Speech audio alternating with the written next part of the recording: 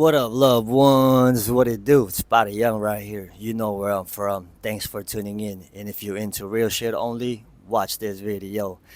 Yes, sir, man. This is my way of showing my love and appreciation to all my day ones, everybody that's with me that started this journey. As you can see clearly, we came a long way.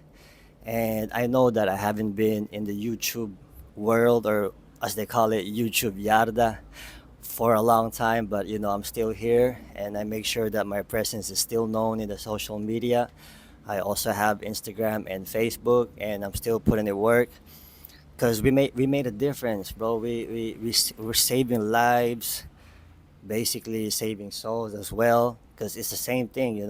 So anyway, the reason why I'm saying that, I'm having a lot of people from all over the world, like, messaging me, telling me that I gave them a different perspective, point of view in life. It changed. They're inspired, bro.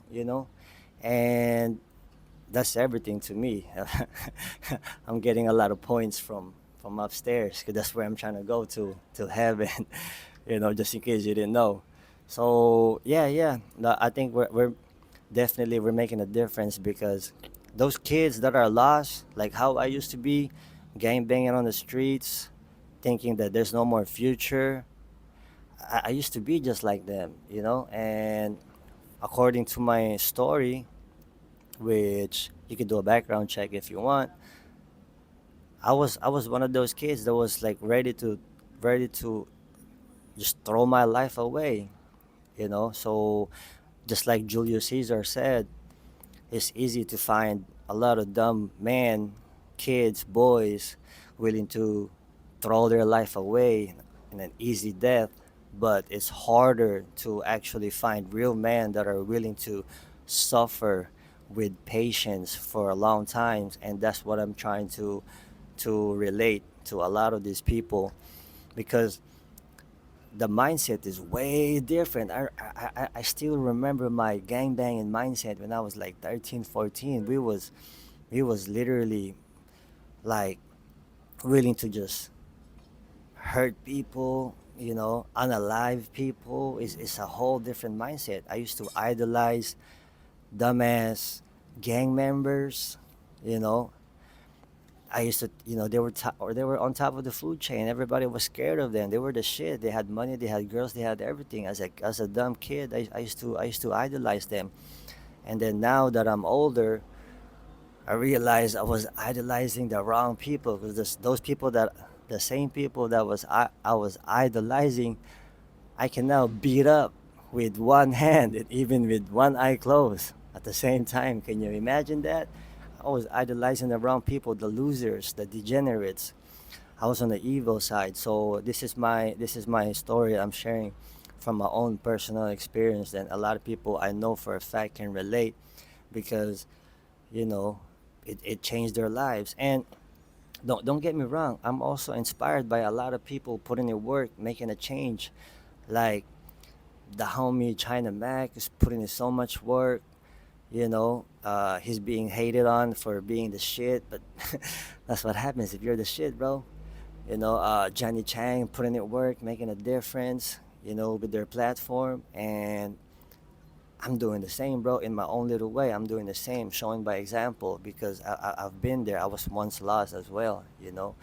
In fact, I was just chopping it up with one of the homie from the hood, and he remembers clearly. I think this was back in the 2000s. We were living in Partinia and Burnett. There was an apartment right there, and like right next door on the apartment are some gang member kids, like gangster kids. They're from Columbus Street, and everybody was scared of those kids. I think his name was Chris, and he has his little posse with him.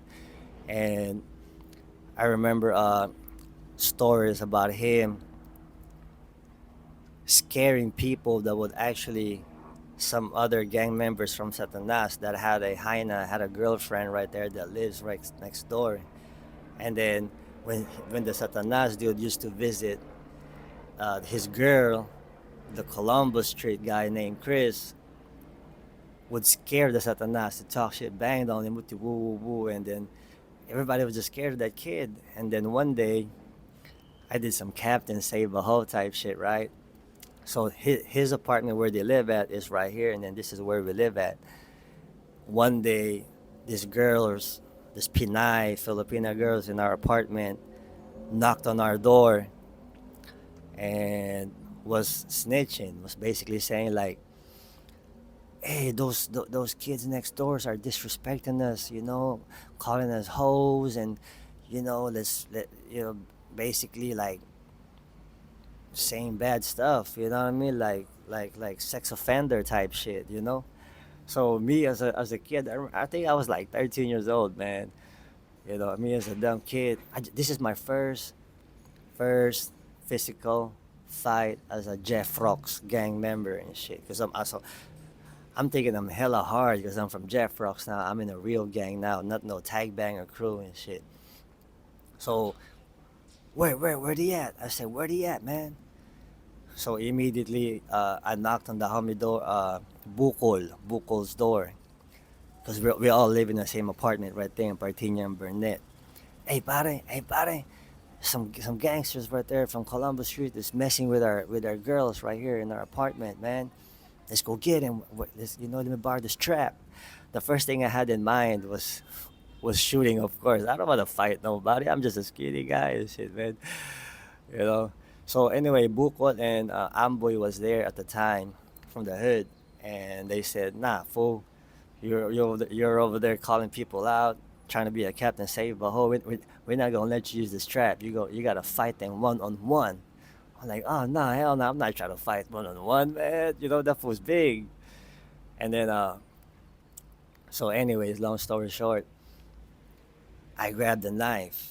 I grabbed the knife, cause in my head, I don't care about honor. I just want to win. I'm not trying to lose.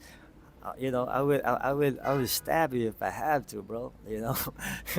I believed in weapons, man. I don't believe in like fighting like a man. I'm just a dumb kid. So, anyways, I grabbed the knife anyway, and then the homie Bukol and Amboy saw the knife. Like, man, put that shit down, bro. Don't trip, bro. If anybody jumped in, we're not gonna let you get stomped out. We're gonna jump in.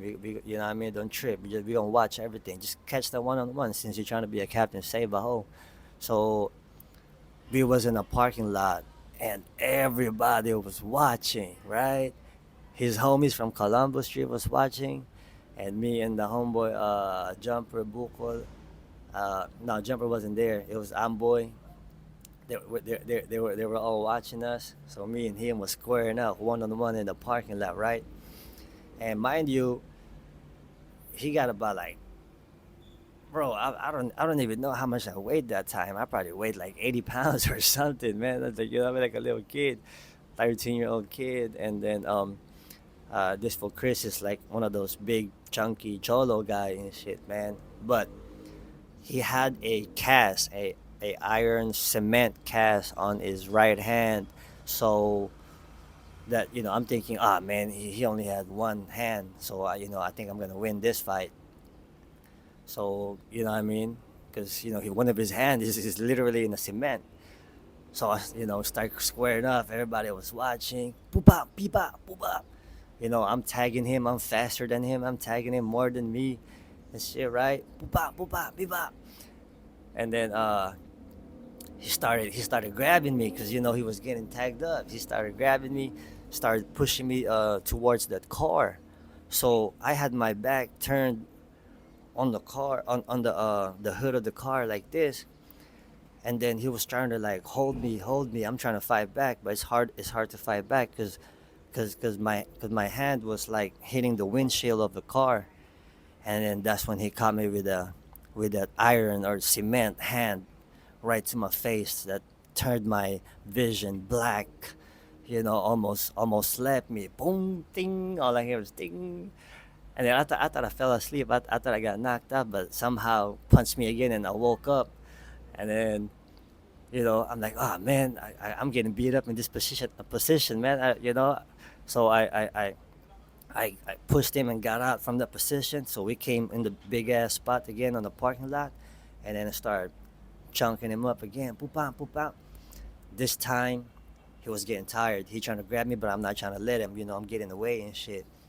Started doing front kicks. I didn't know shit back then, but I was already doing front kicks. Front kicks to the stomach. Finally, he ran out of gas. He catching his breath, and then I caught him one time in the mouth.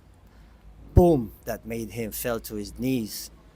As soon as he fell to his knees, I started doing hammer fists, like bop, bop, bop, beep, bop, beam, beam, beam, beam. And finally, he's like, Stuvo, Stuvo, that's it. And then I was like, oh shit, I want to fight. And I stopped too. I was like, all right, yeah, you good, you good. Long story short, we became homie, we became friends. He started respecting the game. He said he'll never disrespect our girls again. That's their fault. They're just being stupid with the woo woo woo. And respect was earned on a one on one. You know what I mean? So the reason why I'm saying that, I've been through a lot of fist fights also, way before I got into a Jeff Rocks gang. As just a regular kid or a party crew. I've been to, but that's my first one on one as a Jeff Rocks gang member. And the reason why I'm telling you this story, the reason why I'm saying that is because I am. It is my intention to promote martial arts, Filipino martial arts, especially mines, which is called Yawian, Sayaw ng Kamatayan, Dance of Death. And the reason why I'm promoting this is because I want all kids, all men to learn self defense. You know what I mean? Because not at all times you will have a gun on you, especially in prison. Not all times you will have a cell phone on you where you can call 911 and ask for help if you're getting beat up. I believe that as a man, you have to somehow learn self defense and learn how to fight honorably, one on one, like a real man, and face your fears. And why? Because not only that you have to protect yourself, you also have to protect your family, your loved ones. You know what I mean? It's just a whole different vibe, feeling of confidence where you can just walk to any room and know that you know that shit. You know how to protect yourself.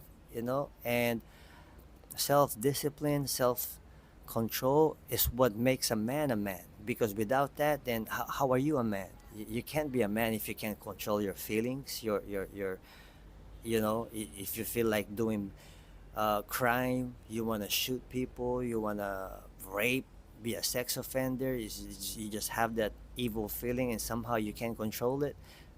You're not a man, bro. Being a man is being able to control everything. So you have the option if you want to do good or you want to do bad. And this is why I am pushing to promote gloves up, guns down. You know what I mean? This is not a secret, bro. I've been trying to push this since for a while now, and I am. We actually have a plan.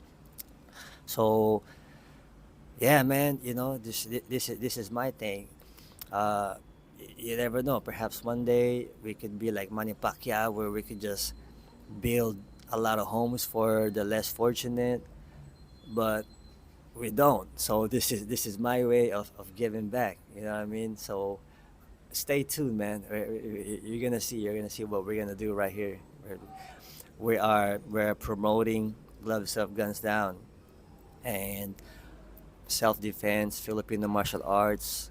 That's exactly what I'm promoting. So yeah, I'm still gonna be doing a lot of videos. I got a microphone that works good, camera, internet, platform. I'm gonna use it for good. So with that being said, y'all know what time it is. Say what you mean and mean what you say. It's real, recognized real. Yeah, out of here.